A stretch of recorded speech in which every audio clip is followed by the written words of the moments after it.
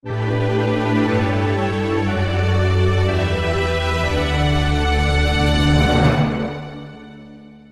वालेकुम, this is me Abdullah Gaffar and you are watching construct genius. उम्मीद करता हूँ आप खैरियत से होंगे। फ्रेंड्स, आज का लेक्चर बहुत इंपॉर्टेंट है, जो कि है analysis of statically indeterminate structure by the force method.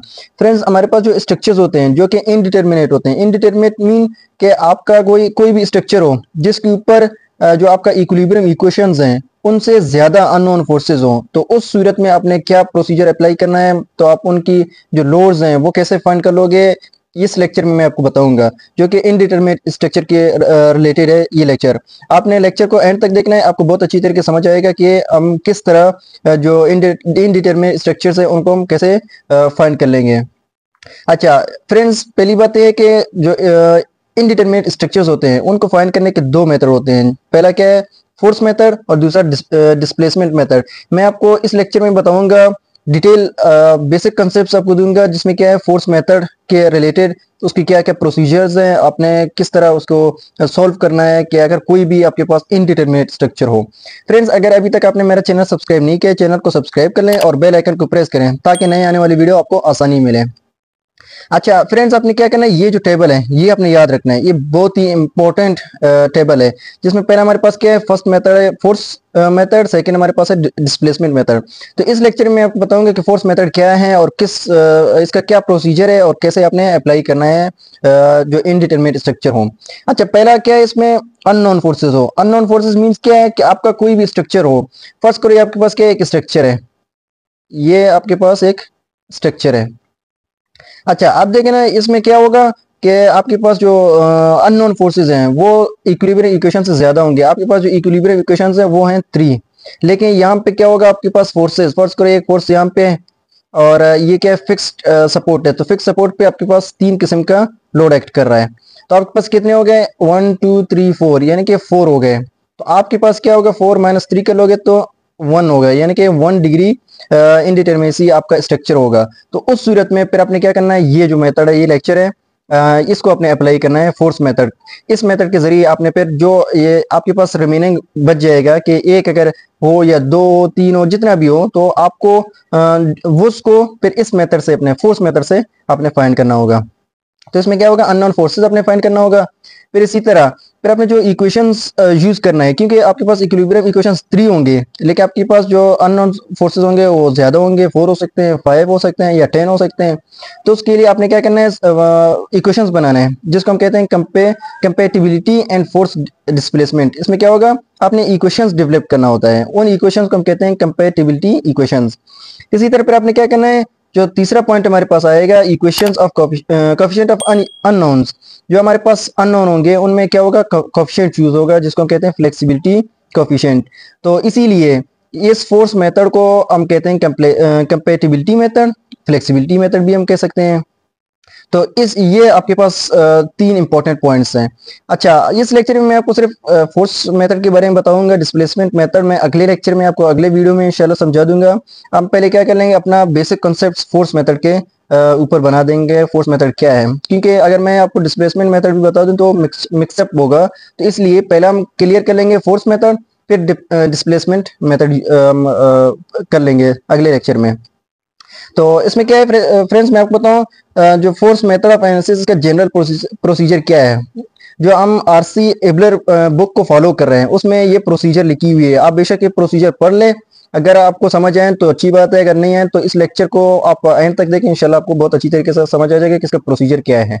Friends, ये बुक के अंदर ये पूरे का पूरा प्रोसीजर लिखी हुई है कि आपने क्या क्या अप्लाई करना है, क्या क्या करना है, तो आप इसको पढ़ सकते हो, आपको इंशाल्लाह समझ आ जाएगा। लेकिन मैं आपको बता दूंगा आसान अल्फाज में, तो आपने देखना है, ये देखें, ये आपके पास क्या एक स्ट्रक्चर है, जो कि यहाँ पे फिक्स सपोर्ट लगी हुई है, यहाँ पे क्या है, एक रोलर सपोर्ट है। तो अब देखें, इस स्ट्रक्चर में हम पहले देखते हैं कि भी आपके पास जो अननोन फोर्सेज हैं, जो अननोन फोर्सेज आसान अल्फाज में ये कहें कि भाई रिएक्शंस कितने हैं। तो इसमें देखें, ये तो रोलर सपोर्ट है, रोलर सपोर्ट में एक रिएक्शंस लगता है, ठीक है वो। अच्छा, जो फिक्स सपोर्ट है, फिक्स सपोर्ट में हमेशा 3 किस्म का रिएक्शंस एक्ट करेगा, जो कि अननोन फोर्सेस हम इसको टेक्निकल वर्ड्स में कह सकते हैं। एक इसमें हॉरिजॉन्टल होगा, एक वर्टिकल होगा, और एक आपके पास आएगा मूवमेंट।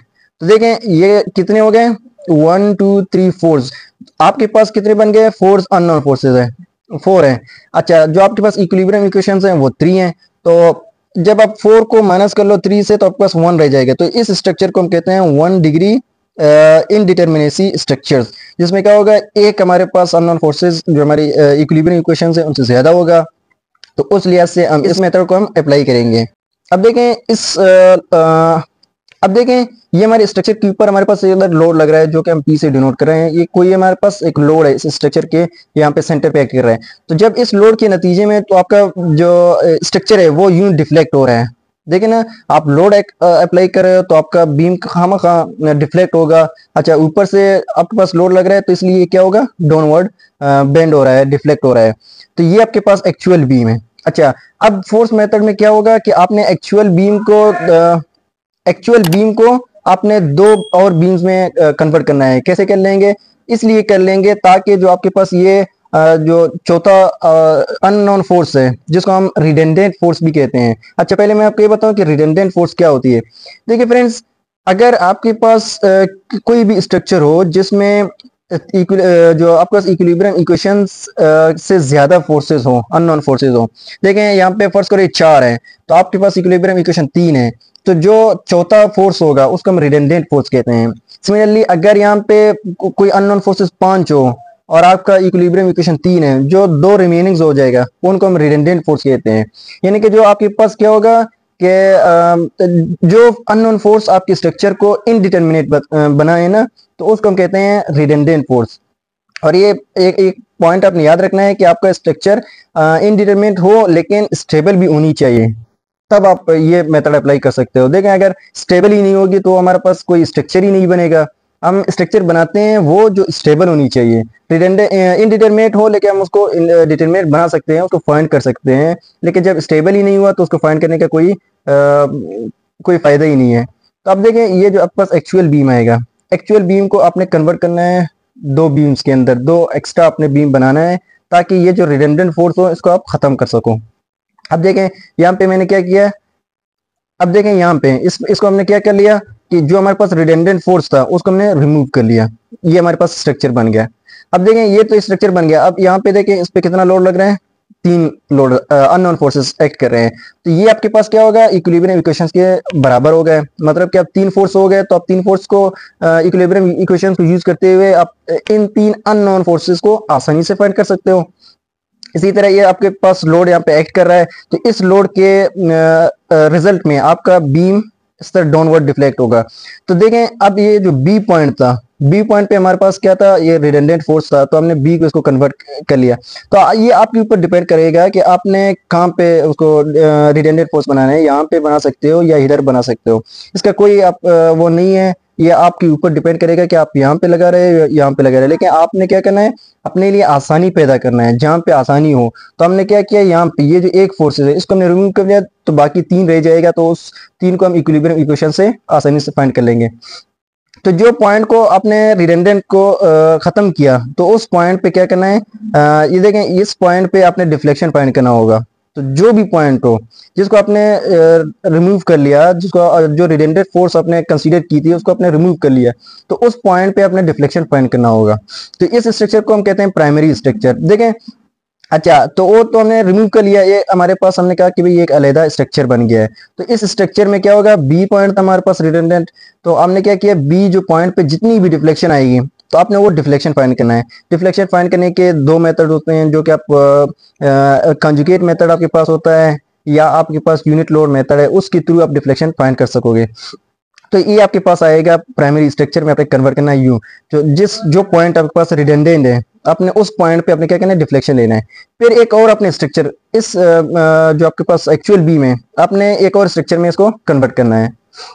ये देखें, अब क्या किया, इसी स्ट्रक्चर को हमने कन्वर्ट कर लिया कि जिस पॉइंट पे हमने क्या किया था, रिडंडेंट फोर्स था, उसको हमने हटा दिया, तो उसके ऊपर हम क्या कर लेंगे, एक लोड अप्लाई कर लेंगे। ये it's up to you, either you apply this load upward direction either you apply this load at downward direction, ये आपके ऊपर है कि आप इसको ऊपर की तरफ कर सकते हो या नीचे की तरफ, इसका कोई वो नहीं है। फिर आपने उसका प्लस माइनस का साइन आपने वो करना है, ध्यान रखना है, ख्याल रखना है। अब देखें इस बुक ने क्या किया है, इसको अपवर्ड लगा दिया और यहाँ पे शो भी किया है कि भाई अपवर्ड मेरे पास क्या होगा, पॉजिटिव होगा, और जो डाउनवर्ड एक्ट करेंगे वो हमारे पास क्या होगा, नेगेटिव होगा।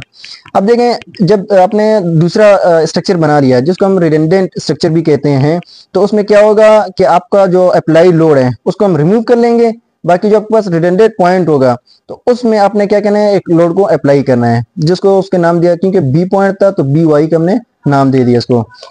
अब देखें ये तो नीचे से अपवर्ड एक्ट कर रहा है, तो बीम को क्या कर लेगा, अपवर्ड की डायरेक्शन में बेंड कर लेगा। तो जब बेंड कर लेगा तो उसमें यानी कि डिफ्लेक्शन पैदा होगी ना, तो उस डिफ्लेक्शन को हम क्या कर रहे हैं, अच्छा पहले जो स्ट्रक्चर प्राइमरी स्ट्रक्चर में हमने सिर्फ डेल्टा बी से डिनोट किया था। अब इसमें क्या होगा कि आपने जब दूसरा स्ट्रक्चर बना लिया तो इसमें हम क्या कर लेंगे, डेल्टा बी को प्राइम का नाम देंगे ताकि हमारे पास आसानी हो इनको पॉइंट आउट करने के लिए। डेल्टा बी था, एक डेल्टा प्राइम भी था, तो ये आपके पास आएगा, यहाँ पे भी डिफ्लेक्शन आएगा। तो ये दो स्ट्रक्चर्स के जो भी डिफ्लेक्शन है इनको हम प्लस कर लेंगे। यहाँ पे देखिए एक इक्वेशन उसने बना लिया है। अब देखो स्ट्रक्चर तो एक ही है, क्योंकि यहाँ पे डिफ्लेक्शन आपके पास क्या है, जीरो है, तो इसलिए जीरो। और फिर इसी अपने स्ट्रक्चर को दो और स्ट्रक्चर में बना लिया, आपने कर लिया, तो उसके पास आपके पास आ गया दो स्ट्रक्चर, दो डिफ्लेक्शन आएगा। ये देखें ये डाउनवर्ड है तो डाउनवर्ड इसने नेगेटिव ले लिया, और ये अपवर्ड था इसको उसने क्या कर लिया, पॉजिटिव ले लिया। तो ये आपके पास क्या होगा, एक इक्वेशन बन गया। अच्छा अब क्या है यहाँ पे, जब हम दूसरा मैंने लास्ट पॉइंट आपको बताया था, जो हमने कहा था फ्लेक्सिबिलिटी कॉफिशिएंट, यहाँ पे एक कॉफिशिएंट लग गया, ये देखें बी वाई क्या आपके पास है, कॉफिशिएंट है। तो इसमें क्या होगा, ये जो एफ बी वाई है, इस एफ इसलिए नाम हमने दिया क्योंकि ये फ्लेक्सिबिलिटी कॉफिशिएंट था, तो इसको हमने एफ से डिनोट कर लिया। अच्छा ये जो आपके पास कॉफिशिएंट है वो इसके साथ मल्टीप्लाई होगा, ये डिफ्लेक्शन को हमने इसकी इक्वल लिख लिया है, बी वाई को मल्टीप्लाई किया, जो कॉफिशिएंट को हमने इसके साथ मल्टीप्लाई कर लिया। तो ये जो आपके पास बी बी है, बी बी का क्या मतलब है, जो पहला आपके पास बी आएगा वो डिफ्लेक्शन पॉइंट को डोनेट करेगा। आइदर ये बी पॉइंट पे तो आप बी लिख सकोगे, अगर यहाँ पे सी था तो आप सी लिख लोगे, अगर डी था तो डी लिख लोगे, जो भी था वो आपने वो लिखना है।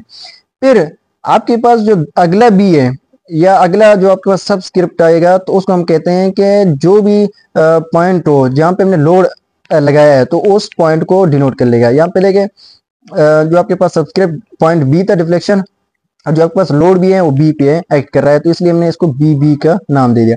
अब क्या कर लो, ये तो किसके बराबर है, delta dash prime B B इसकी बराबर है, तो ये अपने इक्वेशन में इसकी जगह पुट करना है। यहाँ पे देखें, ये देखें इसकी इक्वल था, तो आपने इसको क्या करना है, इक्वेशन में पुट करना है। कैसे कर लेंगे, इधर देखें, यहाँ पे देखें उसने इक्वेशन में ये पुट कर लिया, B Y into F B B, ये पुट कर लिया। अब क्या है, ये देखें तो इसको हमने कंसीडर किया है, अज्यूम किया है कि हमारे पास ये 1 यूनिट है। अगर आप इसको 2 कर लोगे तो आपके पास यहाँ पे 2 आएगा। अगर फर्स्ट करो ये देखो ना, 1 यूनिट कर लेंगे तो 1 एफ बी बी आएगा। अगर 2 यूनिट कर लोगे तो 2 बी वाई आएगा। यहाँ पे चूंकि उसने बी वाई का नाम दिया तो इसलिए ये B Y F B B आ गया था। तो आपने क्या करना है, ये पुट कर लिया अपने इक्वेशन में। अब देखें यहाँ से तो आपके पास आसानी से आप इस बी वाई को फाइंड कर सकोगे। कैसे कर लेंगे, ये आपके पास क्या है, यहाँ पे प्लस है तो आप इसको इक्वल किस तरफ लेके आओ, तो आपके पास ये सॉरी इधर नेगेटिव है, इधर आके पॉजिटिव हो जाएगा, B Y F B B. अब ये बी वाई यहाँ पे मल्टीप्लाई हो रहा है, तो इस तरफ ये जो इधर मल्टीप्लाई हो रहा है तो इधर आके डिवाइड होगा। हमने फाइंड करना है बी वाई, तो ये क्या होगा, डेल्टा बी बटा एफ बी बी, ये आपके पास बी वाई के बराबर है। तो ये आपके पास देखो ना इस तरह के इक्वेशन बन जाएगा। जो आपके पास जो रिडंडेंट फोर्स है वो अपने बी वाई को इस तरीके से, जो डिफ्लेक्शन आपने फाइंड किया है उनके थ्रू अपने फाइंड करना होगा। जो आपके पास रिडंडेंट फोर्स आ गया ये फाइंड हो गया। जो बाकी रिमेनिंग ये जो 3 थे ये आप इक्वेशन इक्विलिब्रियम से आसानी से फाइंड कर सकोगे।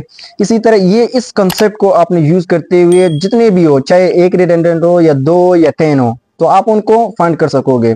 इसी तरह अगले लेक्चर में मैं आपको मजीद बताऊंगा कि हमारे पास कोई और स्ट्रक्चर हो जो कि जिसमें फिक्स पॉइंट नहीं हो, उसमें हिंज्ड हो, रोलर हो, कुछ जो भी हमारे पास सपोर्ट हो, वो उनको मैं आपको समझा दूंगा कि वो हम कैसे फाइंड कर लेंगे। जिसमें रिडंडेंट हमारे पास फोर्सेस एक से ज्यादा हो, 2 हो, 3 हो, इधर 5 हो, तो उस लेक्चर में आपको समझा दूंगा कि वो क्या आपने क्या क्या प्रोसीजर अप्लाई करना है। आप मेरे चैनल के साथ रहें, इंशाल्लाह बहुत जल्द आपको वो लेक्चर भी मिलेगा। फिर इसी तरह हम माइंड पे क्या कर लेंगे, इनके ऊपर फोर्स अप्लाई कर लेंगे। बाकायदा हम कोई एग्जांपल सॉल्व करके आपको बता देंगे कि आपने कैसे हल करना है। इस कंसेप्ट को आपने याद रखना है, बड़ा इंपॉर्टेंट कंसेप्ट है। यहाँ पे थ्योरी में लिखी हुई है, आप इनको पढ़ो, आपको इतना समझ नहीं आ जाएगा, लेकिन आप इस वीडियो के बाद इंशाल्लाह इतना आपको समझ आ जाएगा कि आपने किस तरह फाइंड करना है जो रिडंडेंट फोर्स होते हैं, इनडिटरमिनेट स्ट्रक्चर को आपने कैसे सॉल्व करना है। उम्मीद करता हूँ आपको बहुत अच्छी तरीके से समझ आ चुका है। अगर आपको कहीं समझना है तो कमेंट बॉक्स में मुझसे पूछ सकते हो। अल्लाह हाफिज।